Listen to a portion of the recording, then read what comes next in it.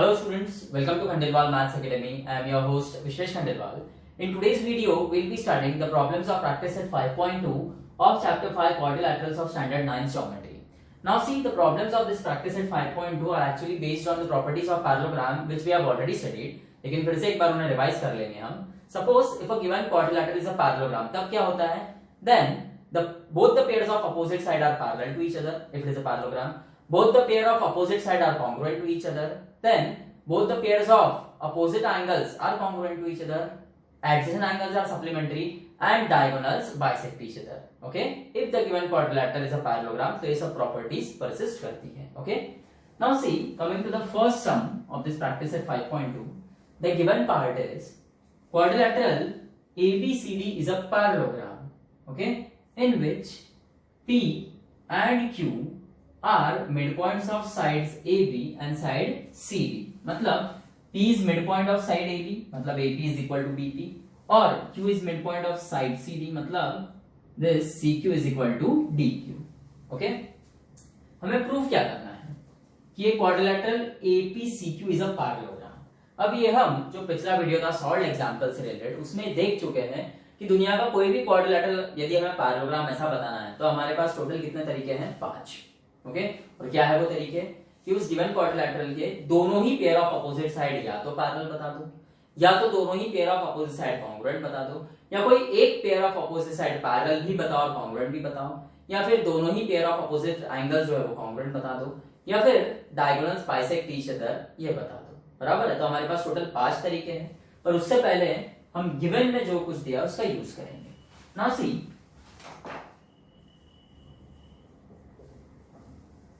in quadrilateral ABCD, this P is midpoint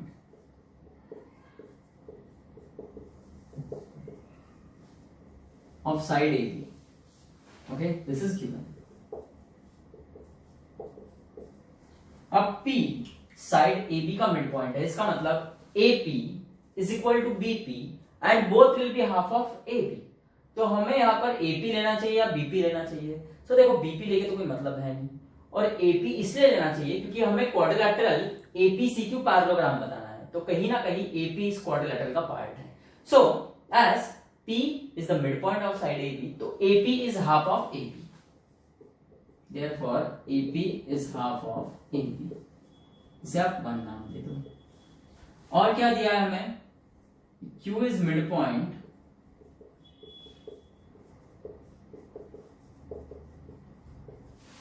of side CD. This is also given. Okay? इसका मतलब QD और CQ both will be half of CD. पर हम यहाँ पे सिर्फ और सिर्फ CQ लेंगे because CQ कहीं ना कहीं is a part of quadrilateral APCQ, जो कि हमें पैरेललोग्राम ऐसा प्रूव करना है. So as Q is midpoint of this CD, CQ is half of CD.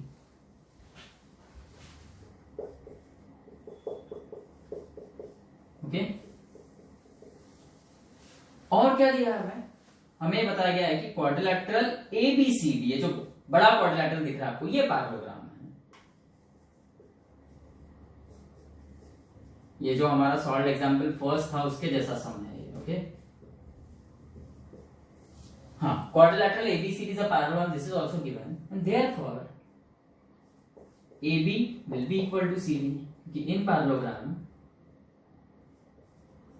opposite sides of parallelogram are equal in length. और यदि आप फर्स्ट और सेकंड इक्वेशन में गौर करते हो तो AB का कोएफिशिएंट हाफ है और CD का भी कोएफिशिएंट हाफ है. So multiply both sides by half.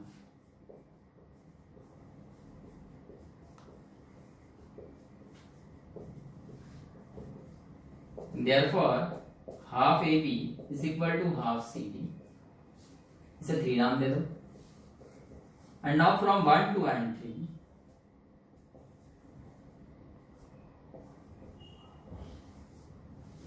Third में जो हाफ AB है उसको आप रिप्लेस कर दो AP से जो 1 में है.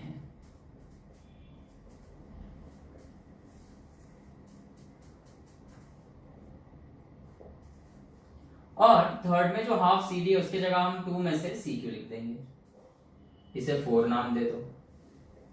मतलब AP equal to C Q हो गया इन क्वाड्रिलेटरल AP CQ, मतलब एक pair of opposite side equal है, आपने बता दिया। अब यही पेयर ऑफ अपोजिट साइड जो है AP और CQ ये पैरेलल भी है। कैसे देखो, हम ये पहले ही लिख चुके हैं कि quadrilateral ABCD is a parallelogram, therefore pair of opposite side is parallel, मतलब AB is parallel to CD, opposite sides of parallelogram are parallel. Okay, so AB is parallel to CD.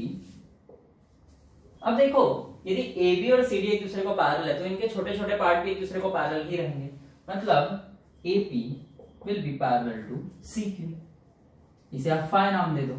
और अब इन quadrilateral APCQ, AP is equal to CQ from 4, okay, और AP is parallel to CQ from 5, बराबर है। मतलब one pair of opposite side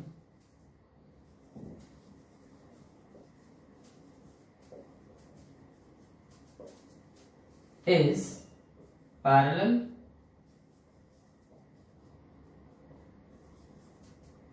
as well as congruent,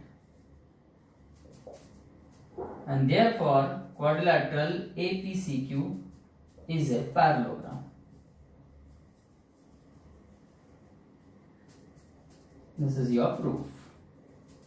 So अब देखो यहाँ पे हमने इस क्वाड्रिलेटरल APCQ में ये एक ही pair of opposite side AP और CQ पैरेलल भी बता दिया और कॉन्ग्रुएंट भी बता दिया, therefore quadrilateral APCQ is a parallelogram। और भी तरीके हैं इसे पैरेललोग्राम प्रूव करने के। कैसे, हम ये भी बता सकते थे कि हम ये दोनों ट्रायंगल कॉन्ग्रुएंट बता देते हैं, ये PBC और ADQ। कैसे, जैसे आपने AP is half of AB लिया, हम उसके जगह लेते थे BP is half of AB, और CQ is half of CD जो आपने लिया, हम उसके जगह लेते थे QD is half of CD। Okay, और उस पर से आता था BP is equal to QD, मतलब ये दोनों ट्रायंगल्स में ये एक पेयर ऑफ साइड कॉन्ग्रुएंट रहता था, और BC कॉन्ग्रुएंट टू AD आता था, क्योंकि BC and AD are part of the parallelogram ABCD, जो ऑलरेडी पैरेललोग्राम बोल दिया गया है, तो अपोजिट साइड्स आर कॉन्ग्रुएंट। और angle B congruent to angle D आता था, opposite angles of parallelogram are congruent, तो ये दोनों ट्रायंगल्स कॉन्ग्रुएंट आते थे।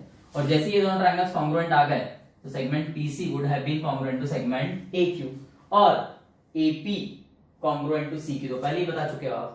तो ये क्वाड्रिलेटरल पैरेललोग्राम रहता था, पर यहाँ पे तरीका कौन सा हो जाता था कि भाई both the pairs of opposite sides are congruent, और हमने जो तरीका यूज किया वो क्या है, one pair of opposite side parallel भी बताया और कॉन्ग्रुएंट भी बताया। दूसरे तरीके में क्या बताते थे हम कि both the pairs of opposite sides are congruent to each other, तो ये भी एक तरीका है इसे पैरेललोग्राम बताने का। ओके, सेकंड सम देखो, using opposite angles test for parallelogram prove that every rectangle is a parallelogram। तो सबसे पहले हम एक रेक्टेंगल ड्रॉ करेंगे।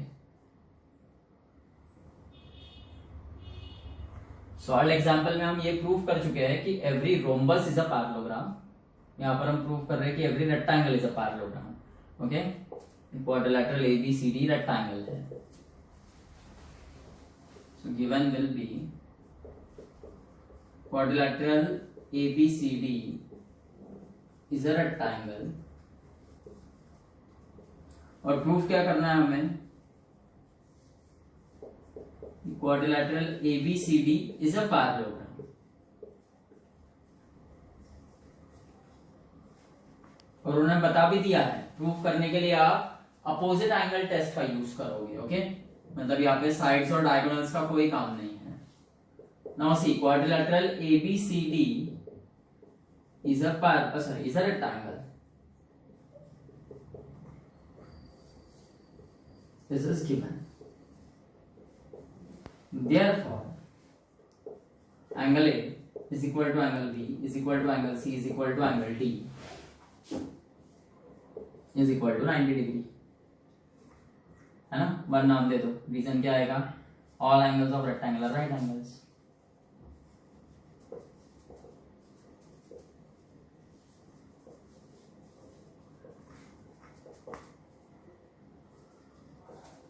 Now in quadrilateral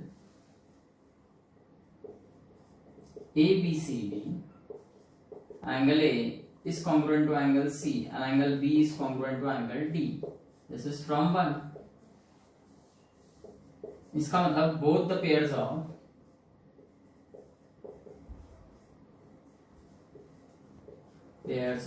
opposite angles are congruent. और जैसे ही हमने बोल दिया कि गिवन क्वाड्रिलेटरल में both the pairs of opposite angles are congruent, so therefore that quadrilateral is a parallelogram. Therefore quadrilateral ABCD is a parallelogram. Hence proved.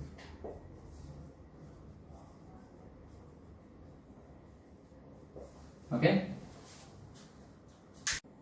Sum number 3 देखो, G is the point of concurrence of medians of triangle DEF. अब देखो G is point of concurrence of medians है, इसका मतलब that point G will lie on the median. इसका मतलब segment DM is median on the side EF of triangle DEF. And as we all know, a median divides the side into two equal parts on which it is drawn. इसका मतलब यहाँ पर ये जो segment DM है वो side EF को दो इक्वल पार्ट में डिवाइड करेंगी, where M is the midpoint of segment EF, और इसका मतलब EM will be equal to FM. EM will be equal to FM. और क्या बोला गया है हमें? Take a point H on ray DG such that D dash G dash H, मतलब ये तीनों पॉइंट्स कोलिनियर है और उसमें भी DG is equal to GH. और क्या प्रूफ करना है हमें? Quadrilateral GEHF is a parallelogram. ये देखो अलग से मैंने ड्रॉ कर दिया. अब ये जो क्वाड्रिलैटरल है GEHF, यहाँ पर अगर आप गौर से देखोगे तो ये जो डायगोनल्स है EF and GH they intersect each other at point M, और उसमें भी ये जो EF डायगोनल है ये बाइसेक्ट हो रहा है. EM is equal to FM. यदि हम ये प्रूफ कर पाए कि HM is equal to this GM is equal to HM, so it will be like कि both the diagonals bisect each other. और यदि किसी क्वाड्रिलैटरल में दोनों डायगोनल्स एक दूसरे को बाइसेक्ट कर दे तो वो होता है पैरेललोग्राम. बराबर है. अब देखो हमें फिर अब ये प्रूफ करना है कि both the diagonals bisect each other. So जो गिवन है उसका यूज करेंगे हम. Now see in the figure, G is point of concurrence of medians of triangle DEF. है ना? This is given.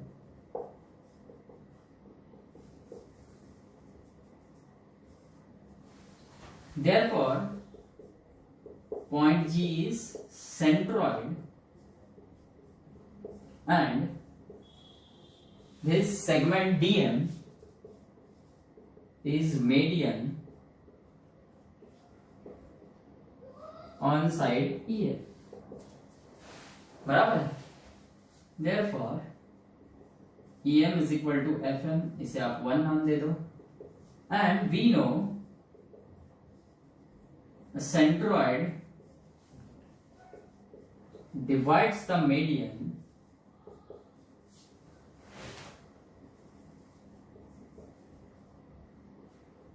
in the ratio 2:1. इसका मतलब कि DG upon GM will be equal to 2/1. And this DG is equal to actually HG.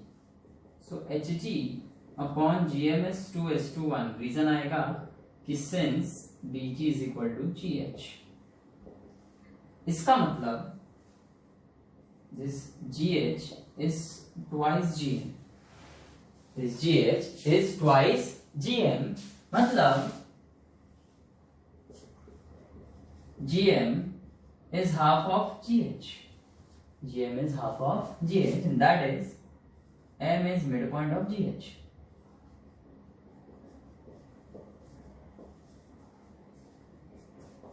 देखो क्या किया हमने. We know a centroid divides the median in the ratio 2:1. G is centroid and DM is median. तो ये जो G है centroid, ये इस median DM को 2:1 रेशियो में डिवाइड करेगा. मतलब DG upon GM will be 2:1, यानी 2/1. DG upon GM ही आएगा.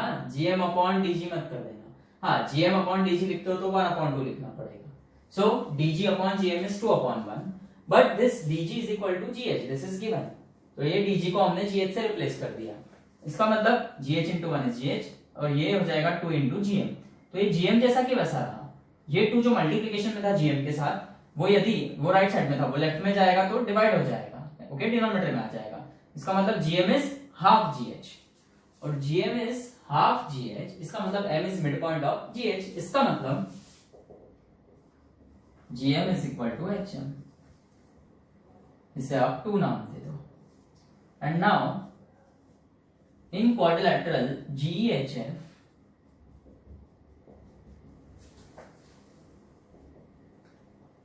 the diagonals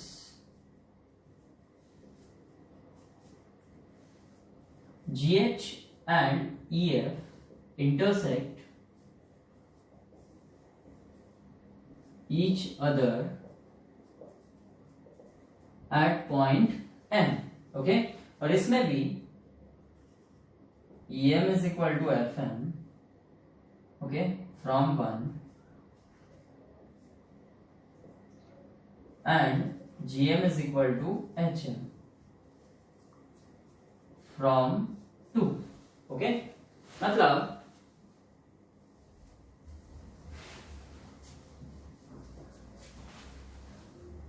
that is diagonals bisect each other। और किसी क्वाड्रिलेटरल में यदि डायगोनल्स एक दूसरे को बाइसेक्ट करते हैं, so that given quadrilateral is a parallelogram।